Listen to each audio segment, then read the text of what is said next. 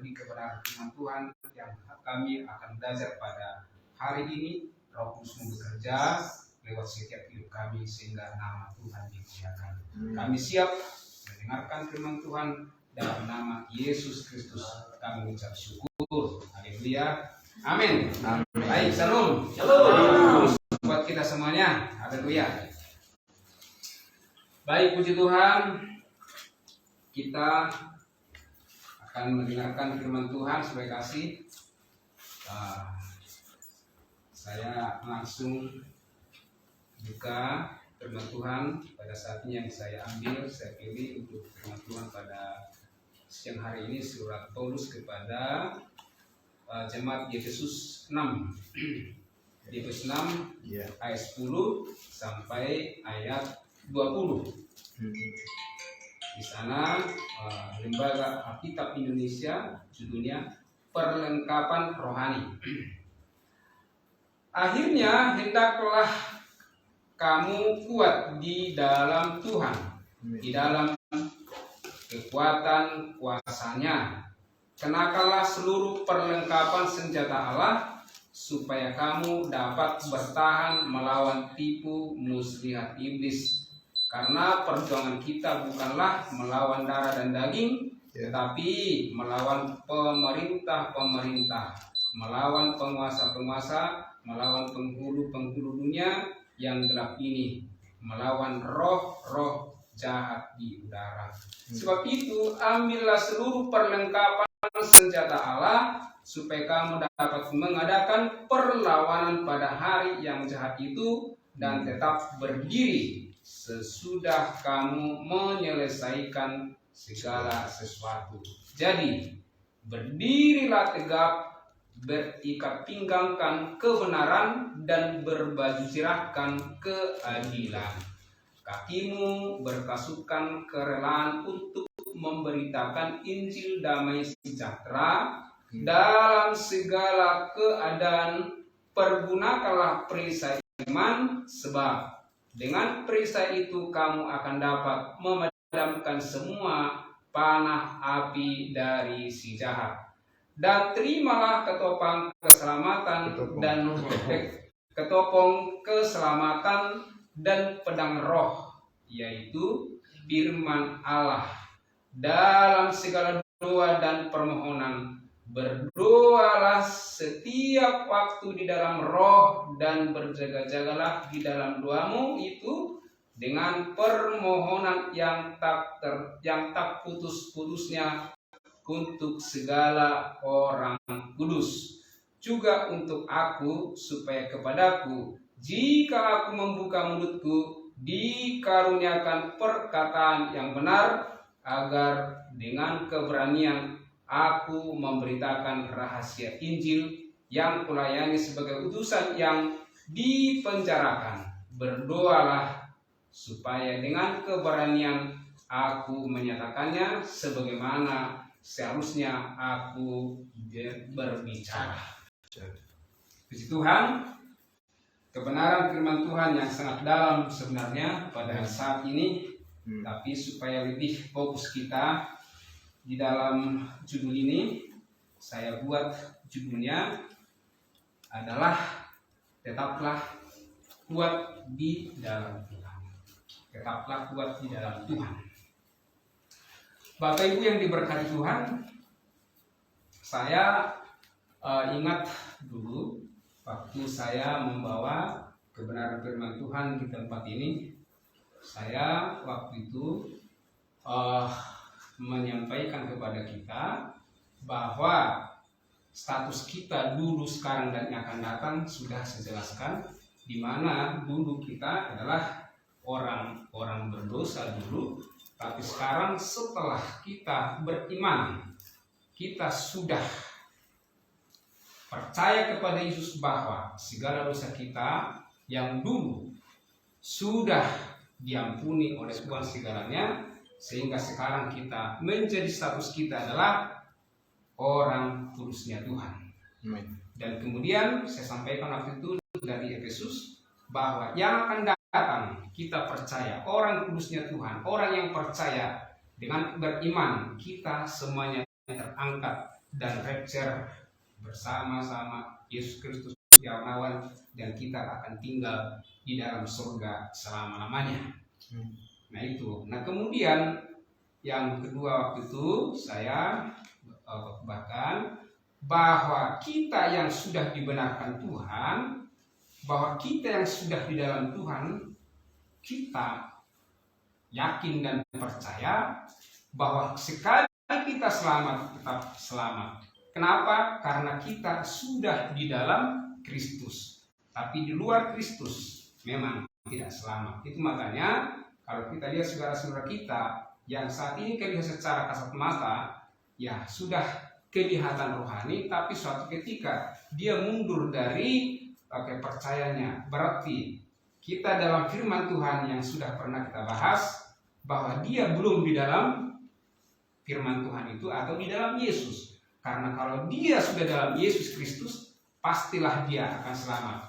Dan kita percaya saat ini, kita yang ada di ruangan ini beriman bahwa kita yang ada di dalam Kristus pasti selama-lamanya selamat. Tetapi jika masih ada keraguan, ya berarti tidak akan selamat. Jadi makanya saya berfokus dan saya sampaikan sesuai dengan firman Tuhan di Roma 8 ayat 1 itu, bahwa kita sudah dalam Kristus, sekali selamat tetap selamat. Nah kemudian untuk bagaimana kita orang yang sudah diselamatkan saat ini, sudah kasih, perlu ada suatu kekuatan. Perlu ada suatu kita saat ini kuat di dalam rohani kita. Nah, sehingga dikatakan kebenaran firman Tuhan saat ini, akhirnya hendaklah kamu kuat di dalam Tuhan, di dalam kekuatan kuasanya. Akhirnya, kalau kita bicara, kalau kita dari bahasa ini, akhirnya berarti sudah penalti, ya. Penalti tidak bisa lagi diganggu buat penalti. Artinya kalau sudah namanya penalti, berarti mulai sekarang sampai dengan seterusnya. Itu maksudnya. Mulai sekarang dan seterusnya, kita harus yakin bahwa kita yang saat ini harus kuat di dalam Tuhan.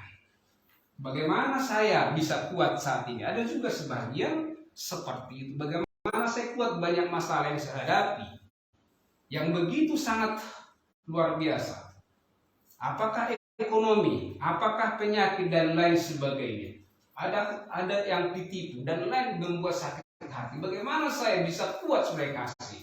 Saya bisa lemah saat ini. Itu kadang-kadang dialami oleh banyak orang. Secara dunia benar sekali. Ya benar bahwa itu memang secara manusia adalah lemah. Tapi itu maka dalam firman Tuhan ini, tidak selamanya setiap manusia itu kuat. Ada kalanya manusia itu lemah suatu ketika. Kita harus sadari di situ ada lemah, ada kemudian kuat, ada lemah seperti itu. Jadi, nah sehingga kebenaran firman Tuhan saat akhirnya hendaklah kamu kuat di dalam Tuhan, di dalam kekuatan kuasanya. Kenakanlah seluruh perlengkapan senjata Allah, supaya kamu dapat bertahan melawan tipu muslihat iblis. Nah, bagaimana kita supaya bisa bertahan? Bagaimana kita orang yang percaya kepada Tuhan saat ini, kita bisa menang melawan tipu muslihat, tipu daripada si iblis ini? Sehingga bagaimana kita caranya supaya kita kuatkan seperti itu maksudnya. Dan saya sangat yakin kita yang hadir semua saat ini pasti akan merasakan bagaimana supaya saya kuat tetap di dalam Tuhan. Yang selama ini mungkin saya bisa jatuh, bisa mungkin juga lemah, tapi bagaimana saya kuat? Nah sehingga dikatakan Tuhan di dalam kebenaran firman Tuhan saat ini, kenakanlah seluruh perlengkapan senjata Allah. Nah sebagai kasih, bagaimana kita bahwa senjata Allah, bagaimana supaya kita kuat di dalam Tuhan itu? Pertama-tama dikatakan, kita lihat dulu di Filipi 4 ayat 4. Mengatakan firman Tuhan demikian. Bersukacitalah senantiasa di dalam Tuhan. Sekali lagi kukatakan, bersukacitalah. Itu yang pertama kita supaya kuat, supaya kasih. Saya belum bisa bersukacita supaya kasih, itu juga demikian. Tapi Tuhan menganjurkan kepada kita, bersukacitalah di dalam Tuhan. Sekali lagi, ini kata penting. Sekali lagi, ku katakan bersukacita. Ini didorong kita orang percaya Tuhan supaya kita bersukacita. Nah, mengapa kita bersukacita? Ya kan? Mungkin ada banyak orang, wah saya kan diberkati, saya banyak uang, ya. Saya kemarin dapat hadiah dan lain sebagainya. Bisa jadi seperti sudah kasih. Tetapi yang dimaksud oleh Tuhan pada saat ini kepada kita, bagaimana kita supaya bersukacita? Dikatakan kepada kita saat itu, karena kita telah diselamatkan. Itu dulu menjadi suatu perenungan yang sangat berharga kepada kita, bukan secara lahiriah, tetapi kita yang sudah ditebus oleh darahnya Yesus yang mati di 2000 tahun yang lalu, ya, sehingga seluruh ya dosa-dosa kita telah diampuni sekali untuk selama-lamanya. Sehingga kita diselamatkan bukan karena kebaikan kita, seperti di Efesus 2:8-9 itu mengatakan, sebab karena kasih karunia kamu diselamatkan melalui iman, yang itu bukan hasil usahamu, tetapi pemberian Allah. Ya, pemberian Allah itu bukan hasil pekerjaanmu. Jangan ada orang yang memegahkan diri. Nah, jadi artinya inilah yang pertama kita rasakan supaya kita kuat di dalam Tuhan, ya. Kita bersukacita karena kita sudah diselamatkan melalui kematian Yesus di kayu salib 2000 tahun yang lalu, dan dia bangkit dan dia naik ke surga, dan kita nanti akan bertemu selama-lamanya di dalam surga. Itu yang pertama kita membuat kita bersukacita, sehingga dikatakan kita tetap bersukacita di dalam Tuhan supaya kita senantiasa di dalam kehidupan saat ini, namanya di dunia, bahwa memang dunia ini tidak pernah akan bisa menjamin kita bahwa kita bahagia selama-lamanya. Tadi sudah disampaikan hambanya yang begitu sangat banyak. Kita lihat situasi kondisi saat ini yang banyak tipu menipu dan lain sebagainya. Bahkan supaya dia banyak duit sampai berpoya-poya. Tetapi apa jadinya? Ya, kita lihat bagaimana keadaan-keadaan di negara kita saat ini. Itulah kalau namanya dunia. Tetapi kalau kita yang sudah diselamatkan, ya, melalui pemberian Allah tadi yang kita dibuat ya secara gratis, ya. Nah, itu kita harus hargai, saudara kasih, sehingga kita mempunyai kehidupan kekal, dan kita harus mengetahui bahwa kita di dunia ini adalah sifatnya sementara, bahwa kewargaan kita adalah di dalam surga. Jadi kita adalah kewargaan kita di surga. Itu membuat kita bersukacita. Jadi saudara kasih, dihimbau saat ini kepada kita supaya kita kuat dalam Tuhan yang bersukacita. Saya sudah diselamatkan. Kapan saja saya meninggal dunia, saya pasti diselamatkan. Itu seharusnya. Walaupun ya ada kalanya, sombong sekali yang menyampaikan firman Tuhan itu. Kok bisa dia sampai diselamatkan? Oh iya. Tetapi kita harus beriman. Ini iman saya. Kalau namanya iman saya, tidak boleh si Abi umpamanya memprotes saya karena saya beriman di situ. Nah, ini harus memang kita yang seperti yang ditonjolkan atau diharuskan oleh kebenaran firman Tuhan saat ini, supaya seperti saya katakan tadi, status kita itu adalah orang Kristen harus jelas. Harus jelas oleh kasih. Kenapa harus jelas? Ya, seperti saya katakan tadi, bahwa secara identitas, secara status, kita kan bukan orang berdosa lagi. Kenapa? Dikatakan di ayat yang lain seperti 1 Petrus 3:18 itu kan, ya, sebab Kristus telah mati sekali untuk segala dosa kita, kan, bukan untuk sebahagian, tidak dikatakan seperti itu, segala. Jadi saya sekarang belajar saudara kasih, inilah saya implementasikan dan saya beriman di dalam kebenaran ini. Saya selalu mengatakan, terima kasih Tuhan Engkau sudah ampuni segala dosa saya. Jadi tugas kita saat ini adalah ketika mungkin di antara kita ada yang mungkin ada salah paham, ya kita minta maaf, itu tugas kita. Kalau kita dengan Tuhan sudah secara rohani sudah selesai, sudah selesai. Nah, tinggal kita bagaimana kita supaya saat ini orang kudusnya Tuhan, kita berdoa kepada Tuhan supaya kita dikuatkan senantiasa, supaya kita jangan melakukan dosa. Itu kita diberikan kekuatan, dan Tuhan sudah tahu itu bagaimana kekuatan kita, ya, sudah tahu kekuatan kita. Nah, itu yang pertama saya kasih.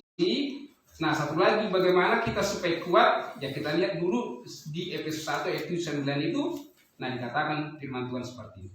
Sebab di dalam Dia dan oleh darahnya kita beroleh penebusan, ya, yaitu pengampunan dosa menurut kekayaan kasih karunia-Nya, ya, yaitu yang dilimpahkannya kepada kita dalam segala hikmat dan pengertian. Jadi jelas dikatakan bahwa di dalam Yesus melalui darahnya kita sudah memperoleh penebusan, yaitu pengampunan segala dosa kita. Jadi jelas-jelas dikatakan di dalam kebenaran firman Tuhan ini membuat kita sangat bersukacita dan membuat kita kuat di dalam hidup ini.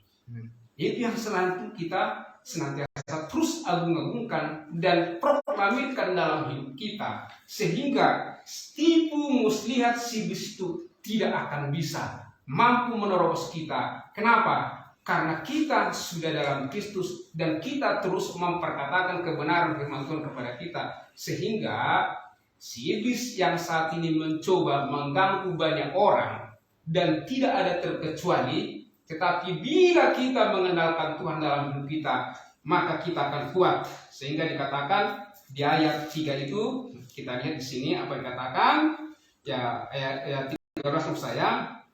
Sebab itu ambillah seluruh perlengkapan senjata Allah supaya kamu dapat mengadakan perlawanan pada hari yang jahat itu dan tetap berdiri sesudah kamu menyelesaikan segala sesuatu. Jadi kita berdiri di dalam kebenaran firman Tuhan, bukan berdiri di dalam setiap kadang-kadang yang mungkin perkataan kita ataupun juga kemampuan kita, bahkan keahlian kita tidak bisa supaya kasih kalau kita secara bagaimana kita supaya kuat. Tetapi kita berdiri di dalam kebenaran firman Tuhan supaya kita kuat. Itu sebenarnya supaya kita menjadi kuat, mengalami kondisi-kondisi yang saat ini terus si iblis menggoda kita. Sebagaimana kita tahu seperti bahwa Yesus seperti di Matius itu, ya, kalau nggak salah di Matius itu, di Matius kemarin, kalau nggak salah di Matius 11. Nah, dikatakan bahwa tiga kali Yesus dicobai, tetapi Yesus jelas-jelas mengatakan selalu firman disampaikan, sehingga kita lihat bagaimana si iblis itu tidak bisa berdaya, karena setiap firman yang disampaikan Yesus kepada si iblis itu dikatakan seperti dikatakan di Matius 11 ya, Matius 4 ayat 3. Jika engkau anak Allah, perintahkanlah batu ini menjadi roti, ya kan? Tapi apa kata Yesus? Yesus berkata, ada tertulis, manusia hidup bukan dari roti saja, tetapi dari setiap firman yang keluar dari mulut Allah. Jadi saya sangat yakin ketika ada suatu godaan, tantangan dalam hidup kita saat ini, firman kita sampaikan, saya sangat yakin bahwa si iblis itu tidak akan berdaya untuk melawan orang-orang yang sudah ada dalam Kristus, orang-orang yang sudah percaya. Ya. Nah, sehingga kita lanjut lagi, Saudara kasih, bagaimana kita supaya kuat, Saudara kasih? Ya, kita baca lagi. Jadi, ayat 15. Berdirilah tegap, berikat pinggangkan kebenaran dan berbaju cerahkan keadilan. Jadi di sini dikatakan kita selalu berdiri tegap. Ini kalau berdiri namanya tegap ini, ya jelas-jelas saya percaya ketika kita selalu datang kepada kebenaran firman Tuhan seperti kehendaknya kepada orang-orang yang percaya bahwa kehendak Allah supaya semua orang diselamatkan dan memperoleh pengetahuan akan kebenaran. Maksudnya di sana kita selalu datang belajar kepada firman Tuhan ini. Saya percaya bahwa rohani kita sehat, rohani kita sehat, tidak sakit. Nah, kalau namanya rohani seseorang itu sakit, kita lihat bagaimana kondisi-kondisinya. Contoh, kalau kita lihat seseorang itu sudah beribadah, umpamanya dia masih ragu supaya kasih. Seperti katakan tadi, ragu dia, masih abu-abu dia. Walaupun itu kita lihat secara kasat mata, dia rajin beribadah, bahkan di dalam suatu ibadah tertentu pun dia sudah termasuk bahwa dia itu adalah seorang yang sudah lama pemimpin mungkin di dalam suatu gereja itu. Tetapi ketika kita ada suatu persoalan, bahkan ketika kita melihat daripada kondisi-kondisi itu, ya sesuatu waktu dia bisa rohaninya tidak sehat. Karena apa? Kenapa? Karena memang firman Tuhan yang kita dengarkan ini, dia masih ragu, katakan masih abu-abu surai kasih. Ya, contohnya seperti tadi si kata-katakan ini. Kita sudah diberikan pengampunan oleh Yesus Kristus atas kematian dia di kayu salib 2000 tahun yang lalu. Sekali, bukan 2 kali. Yesus mati hanya sekali, tidak ada 2 kali, tapi hanya sekali. Baru setelah sekali, apa maksudnya? Untuk menghapus segala dosa kita. Tapi sudah kasih, dia masih selalu senang kalau dia dikatakan dia masih berdosa. Contohnya seperti ini. Nah di sini kan kalau kita lihat, berarti menurut firman Tuhan ini, dia seseorang ini, saya sangat yakin belum sampai memahami daripada karya Yesus Kristus di kayu salib 2000 tahun yang lalu, sehingga dia masih belum berkeyakinan bahwa keselamatan itu selama-lamanya adalah murni pemberian Allah, ya kan? Pemberian Allah diberikan kepada orang-orang yang percaya.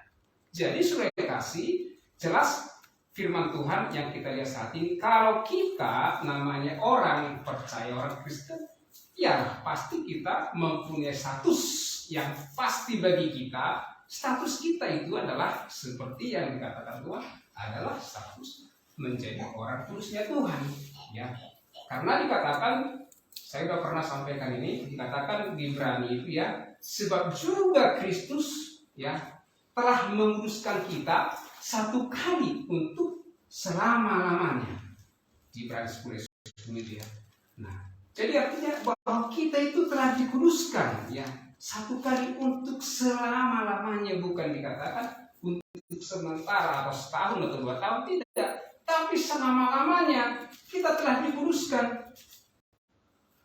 Apakah karena pekerjaan kita atau karena usaha kita? Oh tidak. Sebenarnya jawab tadi itu 9 itu. Tetapi pemberian persembahan Yesus Kristus di kayu salib 2000 tahun yang lalu. Sehingga kita, kalau kita dikuduskan saat ini, bukan karena kebaikan kita, bukan karena memang usaha dan lain sebagainya, tetapi semata dia karena memang pemberian Allah, dan dia menguduskan kita karena atas kehendaknya sendiri. Itulah hebatnya kita orang percaya. Di luar daripada saudara-saudara kita yang lain, berbahagialah kita. Sebenarnya saudara-saudara kasih yang sudah memahami dan mempercayai kebenaran ini, sehingga kita tetap kokoh dan kuat seperti yang saya sampaikan tadi. Jadi kita tidak ada keraguan lagi. Rohani kita sehat. Kapanpun saya meninggalkan diri, saya pasti masuk surga. Seperti itu. Jadi agak tenang. Saya selalu menyaksikan di dalam itu saya. Kalaupun saya contoh sakit, ada istri saya di sini. Kalau mau sakit, makan obat ini. Saya bilang, udah katanya. Kadang kami selalu sisi paham. Padahal sebenarnya saya udah berdoa supaya saya sehat. Tapi ada kalanya, karena memang namanya penyakit itu ya, tidak selamanya. Walaupun kita berdoa, ada juga terus sakit. Kan begitu aja, kita juga makan obat, ya kan? Obat. Tetapi kita juga sudah, artinya pertama-tama sudah kita berdoa dulu. Benar. Nah, walaupun dibilang habisin itu katanya, iya saya bilang, walaupun sebenarnya tidak habisin itu, karena saya sudah sembuh saya. Amin. Karena sudah beriman, dan artinya saya ada suatu kerinduan Tuhan. Saya sangat percaya kalau Tuhan memberikan umur kepada saya, berarti ya ada hal-hal tugas yang Tuhan berikan kepada saya untuk memberitakan Injil, kepastian keselamatan, Injil kasih karunia, Injil berita kebaikan, Injil sukacita bagi banyak orang. Tetapi kalau memang arti suatu ketika saya sudah berarti sudah selesai, pekerjaan saya dia sudah selesai. Jadi saya sangat percaya, kalau saya ingat dulu ya, sedikit saya bersaksi sedikit. Di tahun 98 ya, waktu kejadian saya ingat persis itu, bahwa kita di dalam 98 ini negara kita kan kacau. Ya. Nah itu waktu itu sebenarnya saya di dalam gedung itu saya sudah pasti secara kasar saya sudah mati. Kenapa? Karena saya hanya satu-satunya di dalam, sudah dikunci rumah, jadi itu sudah dibakar itu pada kantor itu semuanya. Tapi apa yang saya sampaikan kepada Tuhan? Tuhan, Engkau lihat saya sendiri begini Tuhan. Kalau Tuhan mengizinkan saya mau memberitakan kabar baik, lepaskan Tuhan saya dengan caramu sendiri. Tapi kalau memang ini yang terbaik Tuhan, saya sudah siap. Karena di sana sudah listrik pun sudah mati, jadi asap itu sudah memang sudah masuk ke dalam ini, hidung saya sudah memang bernapas pun sebenarnya agak susah. Waktu itu istri saya mengandung ya si nomor 2 lah ya. Tapi yang saya maksud di sini adalah rohaninya gitu. Ketika saya sudah pensiun, makanya saya sekolah pendeta, dan itu yang saya ingat janji saya kepada Tuhan supaya saya memberitakan kabar baik ini. Jadi kalau saya saat ini sampai bisa memberitakan ini karena kasih karunia Tuhan juga. Benar itu karena kasih karunia Tuhan. Jadi kalaupun saya sakit, jujur saja, saya tidak terlalu artinya sangat khawatir banget, tidak. Saya sudah sangat yakin bahwa hidup saya itu sudah pasti dijamin Tuhan. Itulah membuat saya kuat supaya kasih. Jadi itu makanya saya dikatakan tetaplah kuat di dalam Tuhan. Baik. Nah terus apa yang terjadi? Jadi kita tadi dikatakan bahwa berdiri kita tegak dan berikat pinggangkan kebenaran dan berbaju jerahkan keadilan. Ya, ini yang perlu kita ini. Jadi kita sebagai hamba-hamba Tuhan, ya, memang kalau sudah memahami kebenaran firman Tuhan ini, kita diajak supaya kita tidak berbohong-bohong lagi ya Pak ya. Kalau kita berbohong, artinya kita terus minta kepada Tuhan supaya kita bisa diberikan kekuatan kepada kita supaya jangan melakukan hal yang sama. Tapi kita sudah ada kerinduan supaya jangan kita melakukan hal-hal yang tidak sesuai dengan kehendak Tuhan. Nah, kemudian apa yang dikatakan lagi, bahwa kita bagaimana kita supaya kita kuat dalam Tuhan itu, yang dikatakan di ayat 15 itu bahwa kakimu berkasutkan kerelaan untuk memberitakan Injil damai sejahtera. Nah, ini Injil damai sejahtera. Ketika kita sudah ada jaminan, kepastian kita rasa damai, tenang sekali, tenang, terima kasih Tuhan. Hanya dekat Allah saja aku tenang. Amin. Daripadamu lah keselamatan. Katakan ada di Mazmur 62 itu ayat 1. Ya. Hanya kalau gunung batu, ya, aku tak akan pernah goyah. Kenapa demikian? Karena kita sudah dalam Kristus. Ini harus posisi kita, harus yakin bahwa kita sudah beriman dalam Kristus. Ya, sehingga kita tidak pernah bisa seperti dikatakan firman rasa, walaupun secara dia masih ada rasa ketakutan, tapi kita tidak berlebihan rasa ketakutan itu. Karena banyak orang kan sekarang rasa banyak ketakutan. Aduh gimana? Dia miskin bisa takut, kaya juga takut, sedang juga ketakutan. Nanti datang pencuri dan lain sebagainya, sampai kadang uangnya sampai ditaruh di mana-mana, nggak tahu kita bagaimana kan. Rasa-rasa yang jangan-jangan nanti pencuri datang, wah, dimasukkan ke sana, dimasukkan ke bank, dimasukkan dan lain sebagainya. Tapi itu juga, kalaupun itu ada rasa ketakutan seperti katakan tadi, kita berdua karena dikatakan hanya dekat Allah saja aku tenang, daripadanya lah keselamatan.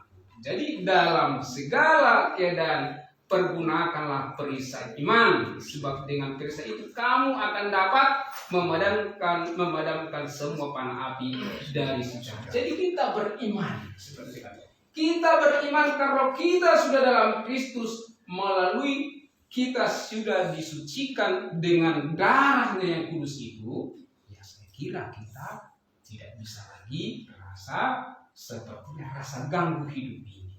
Kita yakin Tuhan akan bekerja dalam setiap hidup kita, sekalipun ada persoalan-persoalan di sana, dan saya sangat yakin semua kita mempunyai problem yang sama, tapi walaupun itu ya masih berbeda-beda, tapi semua kita mempunyai. Tapi saya sangat percaya dengan kita beriman seperti dikatakan dalam kebenaran ini, supaya kita mempergunakan perisai iman kita dalam hidup kita dengan memproklamirkan bahwa karena Kristus kita, atau karena dalam Kristus kita ini, nah kita sudah dibenarkan, sudah dikuduskan, sehingga kita menjadi tubuh Kristus, dan Dia adalah sebagai kepala kita, Kristus. Nah, kita sudah ada di dalam Kristus. Cara inilah keadaan kita di dalam iman percaya kita sebenarnya. Sehingga terus apa yang dikatakan?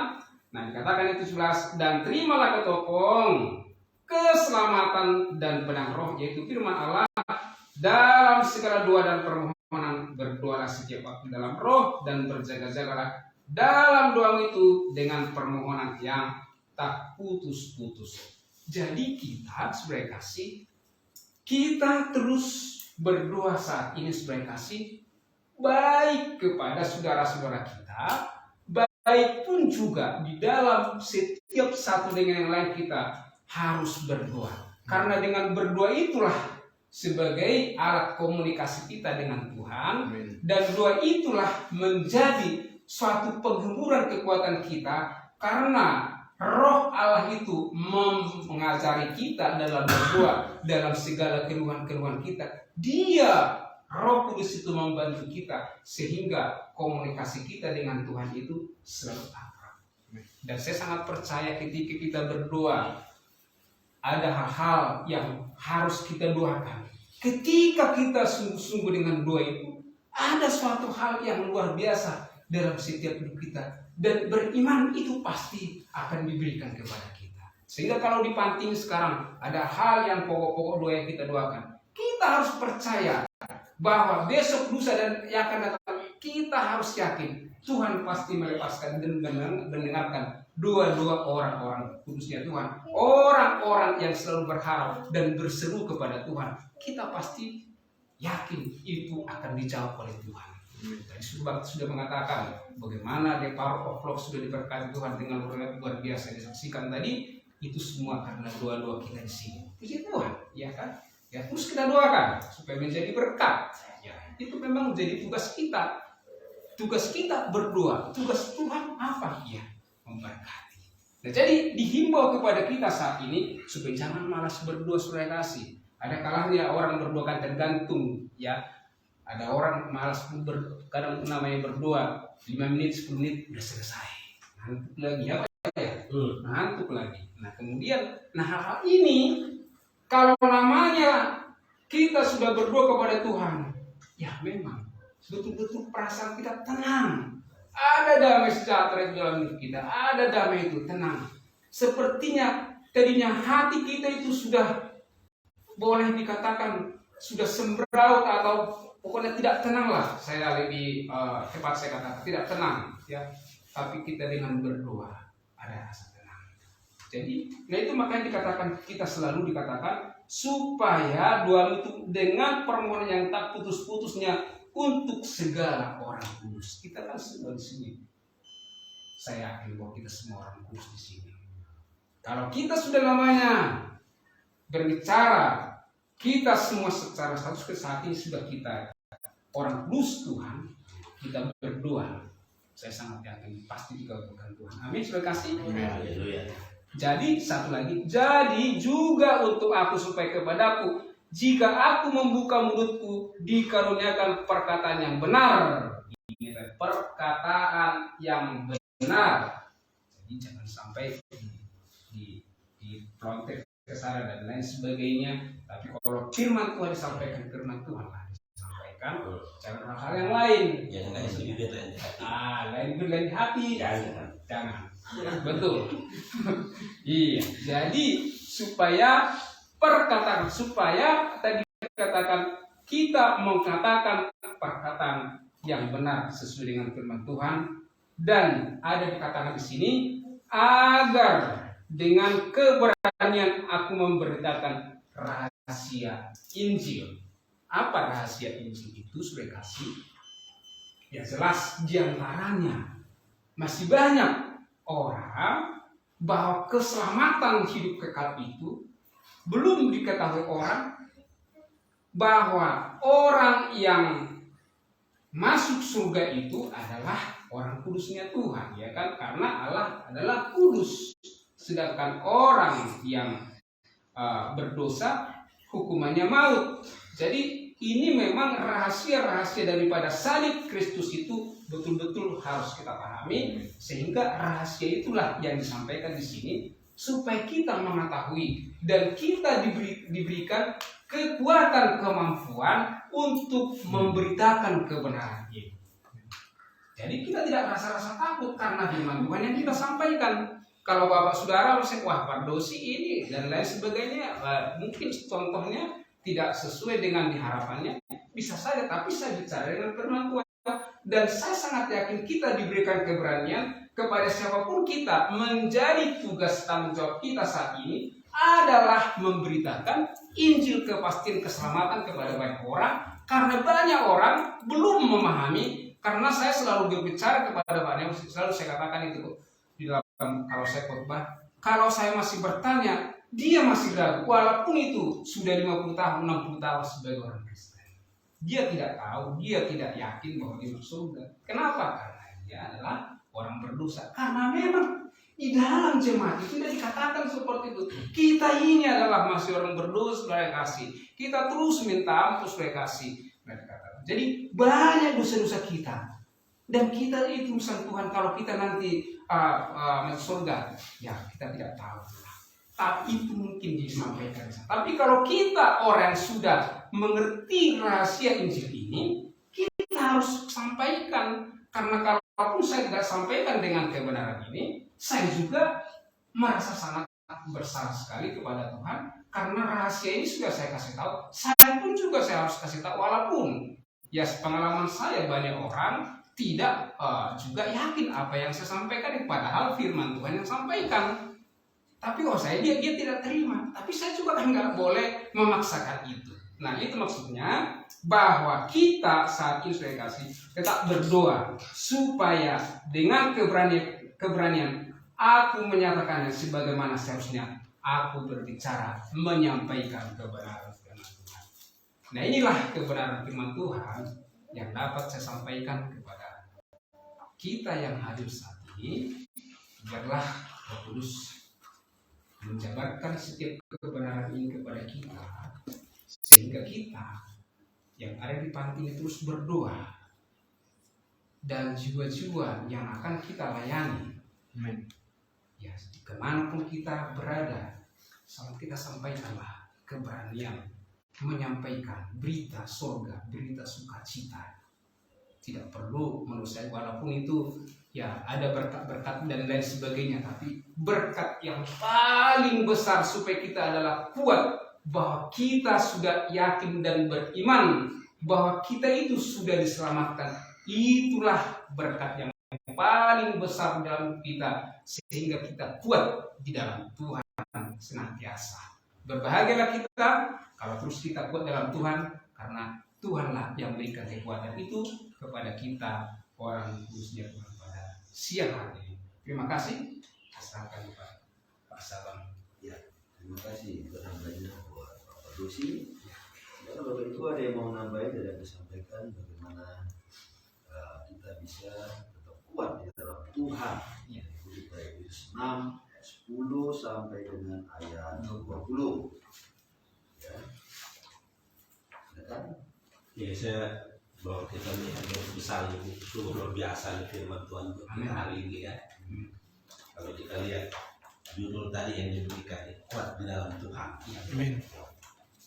Jadi apa saja yang membuat kita bisa kuat di dalam Tuhan, seperti yang kita baca di sini. Yang pertama, kalau menurut saya yang pertama ayat yang ke-13, mengambil seluruh perlengkapan senjata Allah. Yang kedua, mengenakan. Jadi percuma kalau kita ambil tapi kita nggak kena, ya, nggak kita kena, nggak kita pakai. Kita beli mobil gitu, kita nggak pakai mobil, ya percuma gitu ya. Jadi kita ambil perlengkapan senjata Allah, kita kena, kita pakai. Nah sekarang pertanyaan saya, kira-kira perlengkapan senjata Allah itu apa saja?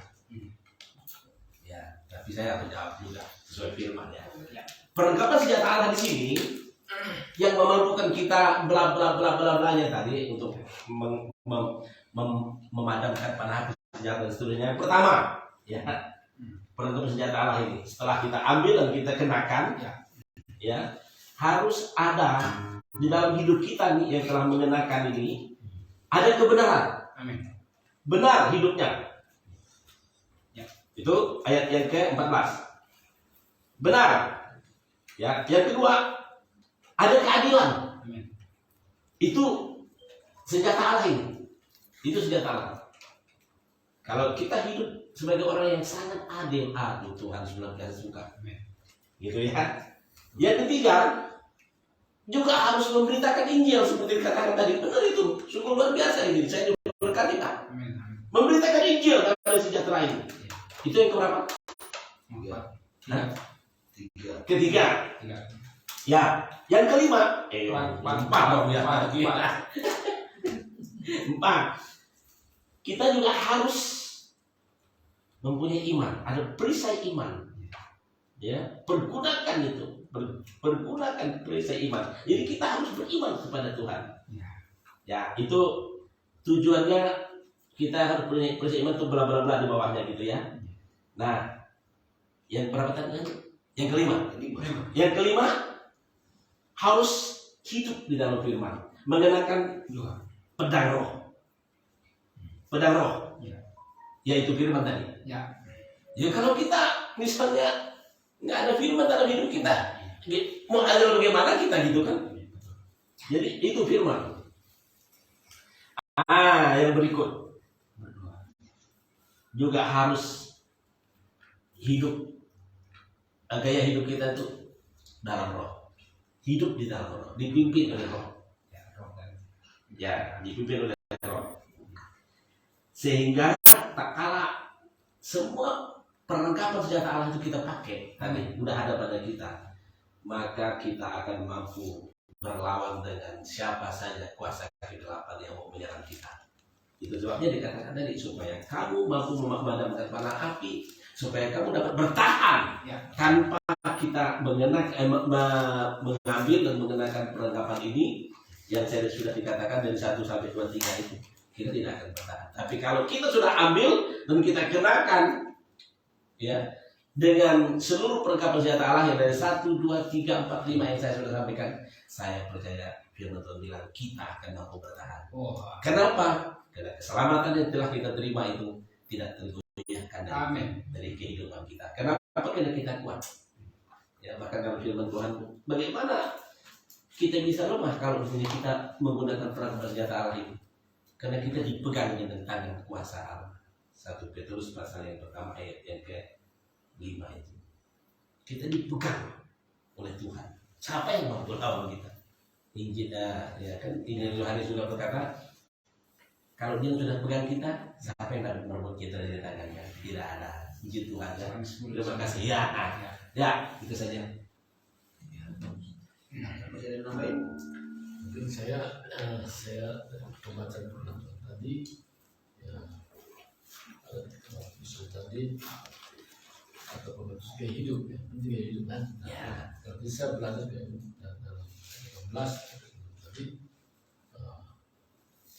dalam segala doa dan permohonan berdoa segala waktu dalam roh dan berjaga dalam doamu itu dengan doa yang betul seputus-putusnya syukur kudus. Jadi kayak hidup ini saya sendiri menyerahkan, ya, tapi ini bukan sesuatu yang baku ya. Nah, jadi saya hidup saya jam 3 pagi saya sudah mengambil waktu khusus untuk berdoa dan 1 jam